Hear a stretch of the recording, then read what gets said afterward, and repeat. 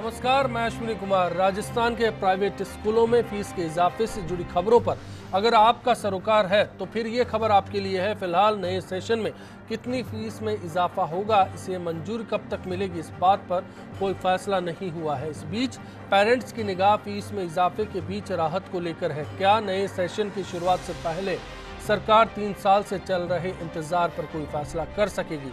इस बीच सरकार महाराष्ट्र पैटर्न पर राजस्थान एजुकेशन इंस्टीट्यूट एक्ट 2016 लाने की तैयारी में है, जिसे निजी स्कूल संचालक खामियों का पुलंदा बता रहे हैं। वहीं जस्टिस शिव कुमार शर्मा की कमेटी का बनाया 2013 वाला फीस एक्ट तमिलनाडु पैटर्न पर तैयार किया गया था, लेकिन ये कानून अब तक लागू नहीं हो पाया।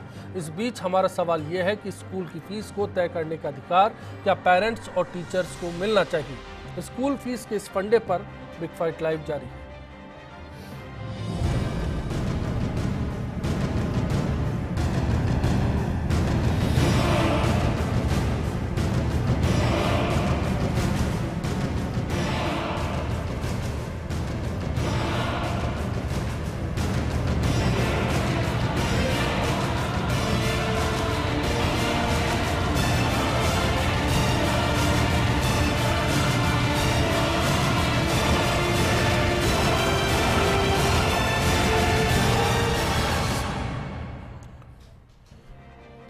आज के मुद्दे पर बातचीत के लिए पेरेंट्स वेलफेयर सोसाइटी के संयोजक दिनेश कांवट जी हमारे साथ हैं, निजी शिक्षण संस्था संघ के सचिव किशन मित्तल जी हमारे साथ हैं, स्कूल शिक्षा परिवार की अध्यक्ष हेमलता शर्मा जी हमारे साथ हैं, साथ ही वरिष्ठ अधिवक्ता ए.के. जैन साहब बातचीत में हमारे बीच मौजूद रहेंगे। चलिए एक रिपोर्ट का रुख करते हैं चर्चा को आगे बढ़ाने से पहले।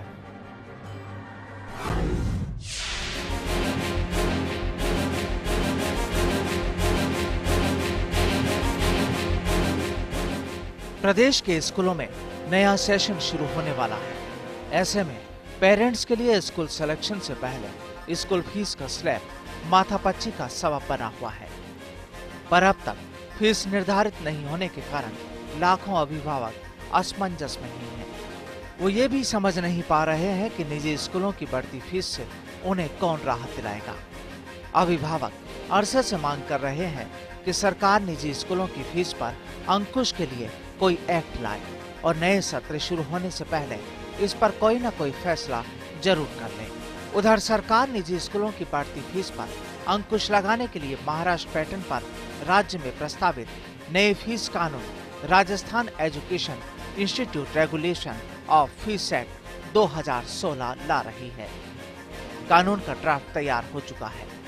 नए कानून के तहत हर स्कूल में शिक्षक और अभिभावक मिलकर फीस निर्धारित करेंगे और अधिक फीस वसूलने पर 1 से 5 लाख रुपए तक के जुर्माने का प्रावधान रखा गया है। अगर ये कानून लागू होता है तो प्रदेश भर के सभी 37,000 निजी स्कूलों में अलग अलग फीस निर्धारण कमेटियां बनेंगी। कानून के पीछे सरकार की मंशा कांग्रेस शासन में लागू किए गए राजस्थान विद्यालय एक्ट 2013 को खत्म करने की है। इस एक्ट के तहत अभी 7 सदस्यीय राज्य स्तरीय फीस निर्धारण कमेटी प्रदेश के सभी स्कूलों की फीस निर्धारित करती है। उधर निजी स्कूल संचालकों ने इसमें कई प्रकार की खामियां गिनाते हुए नए एक्ट को अभिभावक और स्कूलों के खिलाफ बताया है। निजी शिक्षण संस्थाएं फीस निर्धारण कमेटी के अध्यक्ष पूर्व न्यायाधीश शिव कुमार शर्मा ने भी प्रस्तावित एक्ट पर आपत्ति जताते हुए मुख्यमंत्री और मुख्य सचिव को पत्र लिखा है।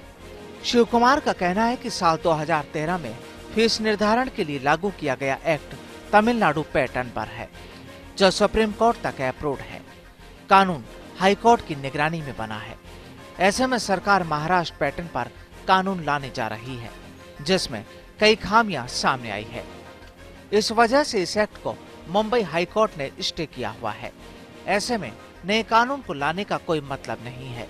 दूसरी ओर निजी स्कूल मानते हैं कि 2016 के प्रस्तावित एक्ट में कई खामियां हैं।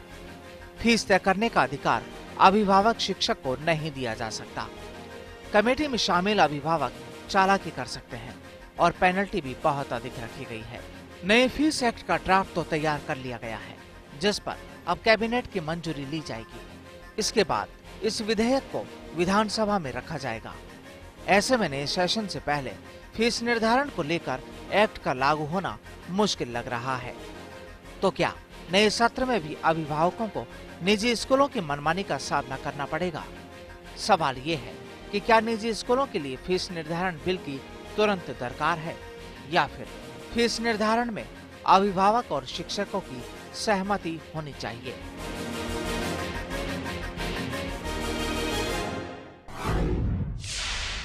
यही सवाल बिग फाइट लाइव में आज आपसे हमने किया है कि क्या निजी स्कूलों के लिए फीस निर्धारण पर बिल लाया जाना चाहिए। आपकी राय का इंतजार रहेगा। firstindianews.com हमारा वेबसाइट एड्रेस है। इसके साथ साथ फेसबुक और ट्विटर के जरिए भी आप अपनी राय हम तक पहुंचा सकते हैं। सबसे पहले सवाल दिनेश कांवट साहब आपसे करना चाहेंगे कि क्या अभिभावकों को लगता है कि सेशन की शुरुआत से पहले सरकार को फीस निर्धारण के लिए जो बिल है वो लेकर आ जाना चाहिए? बिल्कुल निश्चित रूप से मैं कहना चाह रहा हूं कि ये पिछले 2-3 साल से लगातार चल रहा है। हर सेशन में अभिभावक उम्मीद करते हैं कि इस बार फीस कमेटी के द्वारा फीस निर्धारण का कोई एक माध्यम तय किया जाएगा, लेकिन फिर अभिभावकों को सेशन सत्र प्रारंभ होने के बाद में वही निजी स्कूलों के द्वारा लूटने का एक अभियान चालू हो जाता है और अभिभावक इस उम्मीद में फिर लूटते हैं कि अगली साल शायद कुछ राहत मिलेगी। और इस तरह पिछले 3 साल से लगातार फीस कमेटी कार्य कर रही है, उसके बावजूद अभी तक कोई फीस नीति राजस्थान में तय नहीं हो पाई और उसका खामियाजा कहीं न कहीं अभिभावकों को भुगतना पड़ रहा है। अब ताजा मसौदा जो सरकार लेकर आने वाली है महाराष्ट्र पैटर्न पर, जिसको बताया जा रहा है, जिसमें यह कहा जा रहा है कि अभिभावक स्कूल शिक्षकों के साथ मिलकर फीस तय करेंगे, क्या यह बेहतर रास्ता आपको लगता है? बिल्कुल, मैं ये कहना चाह रहा हूँ कि सिर्फ सरकार एक इसको प्रभावी बनाने का एक काम करने जा रही है। निजी स्कूलों में हो या सरकारी स्कूलों में पहले भी कमेटियां बनी हुई हैं ऑलरेडी और उनके अंदर अभिभावकों का पार्टिसिपेशन भी तय है। सिर्फ उनको अपने अधिकारों से अवगत कराया जा रहा है कि आपके ये अधिकार हैं, इनको आप इस्तेमाल करके, और निजी स्कूल जो मनमानी कर रहे हैं उन पर लगाम लगाने में आप भी सहायक हो सकते हो। कमेटियां पहले भी बनी है, उसमें अभिभावक प्रतिनिधि रूप में शामिल भी होते हैं, लेकिन अभी तक डमी अभिभावकों को, अपनी पसंद के अभिभावकों को, अपने पक्ष के अभिभावकों को उसमें शामिल कर लिया जाता था और पूरा सब कुछ होने के बाद उनके साइन करा लिए जाते थे। ज्यादातर निजी स्कूलों में स्कूलों के जो निजी स्कूल के प्रबंधक है उनके रिश्तेदार या उनके कोई मित्र लोग हैं, उन्हीं अभिभावकों को उसमें शामिल किया जाता था ताकि वो किसी तरह का विरोध नहीं कर पाए। अब ये सिस्टम लॉटरी सिस्टम लागू होने वाला है जिसमें निष्पक्षता भी रहेगी, पारदर्शिता भी रहेगी और वास्तव में कहीं अगर निजी स्कूल मनमानी कर रहे हैं तो वो अभिभावक उसका विरोध भी कर पाएंगे वहां बैठकर। और ये जब विरोध की जो आशंका है उसको देखते हुए निजी स्कूल पहले से ही उसका विरोध करने के ऊपर उतर आए हैं। क्या किशन मित्तल साहब, उसके बाद मैं हेमलता जी आपका ही रुख करूंगा, अभिभावक और शिक्षकों को ये अधिकार नहीं मिलना चाहिए कि फीस का निर्धारण करें? देखिए, विद्यालय जो है इनका अपना इंफ्रास्ट्रक्चर है, अपना इनका सेटअप है, सारा अपनी व्यवस्थाएं हैं। उसके अंदर विद्यालय के अंदर कितनी फीस होनी चाहिए ये प्रबंध समिति ही तय कर सकती है, क्योंकि वो क्या उसके अंदर खर्च कर रही है। और शिक्षक उस संस्था का हिस्सा है बिल्कुल हिस्सा है। देखिए, वो परिवार के रूप में है। प्रबंध समिति में पहले भी अभिभावक रहे हैं, सिर्फ उनको प्रभावी बनाने की एक प्रक्रिया प्रारंभ की जा रही है। और साथ ही मैं ये भी कहना चाह रहा हूँ कि कोई विद्यालय की सालाना फीस 50,000 रुपए, किसी की 80,000 रुपए, किसी की 20,000 रुपए, उन मापदंडों को अभिभावक पे कर सकते हैं तभी उस विद्यालय में प्रवेश लेते हैं। उसमें को हम उस किसी तरह से इनकार बिल्कुल हेमलता जी, यही सवाल है। बीच में जब बढ़ोतरी होती है, खामी बता रहे हैं, वो एब्नॉर्मल होती है, उसका नए एक्ट को लेकर खामी बता रहे हैं, लेकिन क्या अभी प्राइवेट स्कूल्स का जो फीस पैटर्न है उसमें खामियां नहीं है? देखिए, मैं 2 चीज यहाँ कहना चाहूंगी। काउंट साहब ने अभी 2 बहुत अच्छी बातें कही है। इन्होंने लास्ट में कहा है कि पेरेंट्स को पता होता है कि ये पर्टिकुलर स्कूल 50,000 रुपए ले रहे हैं, उससे पेरेंट्स को प्रॉब्लम नहीं है क्योंकि उनको पता था, ये बताया गया था व्हाइल टेकिंग एडमिशन कि हमारी ये फीस है। पेरेंट्स को कहां दिक्कत आती है कि जब फीस स्कूल जो है वो बिना मतलब मिड ऑफ द सेशन में फीस बढ़ा देता है, या फिर अब 50,000 है तो अगले सेशन में बोल देगा 70,000 है, वहां पेरेंट्स को भार पड़ता है। एक बात मैं यहाँ पे अहम ये कहना चाहूंगी कि अभी काउंट साहब ने ये कहा है कि प्राइवेट स्कूल्स लूट रहे हैं। Please let me finish, it's an important topic. Private school लूट कर रहे हैं। मैं आज राजस्थान सरकार की वेबसाइट से कुछ आंकड़े लेके आई हूं, यहां हम तथ्यों पे बात करेंगे, यहां केवल जुबानी बातों से नहीं होगा, हम आंकड़े पेश करेंगे। मैं बता रही हूं, राजस्थान में, पूरे राजस्थान में प्राइवेट स्कूल में 32,200 स्कूल आज तक पोर्टल पे रजिस्टर्ड है। उन 32,200 स्कूल्स में से 24,000 स्कूल ऐसे हैं जो 0 से 5,000 तक की वार्षिक फीस ले रहे हैं, जहां पे 70 लाख बच्चे पढ़ रहे हैं। यहां पे मैं 70 लाख का बताना चाहूंगी क्योंकि सरकारी स्कूल में, पूरे सरकारी स्कूल में, पूरे सरकारी तंत्र में मेरा एक सवाल है हेमलता जी, लेकिन मैं ये जानना चाहता हूं कि क्या निजी स्कूल नए पैटर्न को लेकर विरोध कर रहे हैं? वो 70 लाख बच्चों के पेरेंट्स कर रहे हैं, लेकिन प्लीज ये टॉपिक मेरा ये बात पूरी फिनिश होने दीजिए। इसके अंदर नहीं, आप इस बात का तो जवाब दीजिए हेमलता जी, क्या 70 लाख बच्चों के परिजन इस पैटर्न को बदलना चाहते हैं? निजी स्कूलों को ऐतराज किस बात पर है? कि लूट रहे हैं। सरकार का बजट की अगर मैं बात करती हूं तो 22,000 करोड़ का सरकारी बजट आता है, जहां 64 लाख बच्चे आते हैं। यहां पे आज मैं इस टीवी चैनल के माध्यम से एक बहुत बड़ा सवाल आपसे पूछने जा रही हूं, जिसके आंकड़ों पे हम बात करेंगे कि क्या सरकारी स्कूल फ्री में एजुकेशन दे रहे हैं? क्या एक आम आदमी का बच्चा जाता है तो वो फ्री में पढ़ रहा है?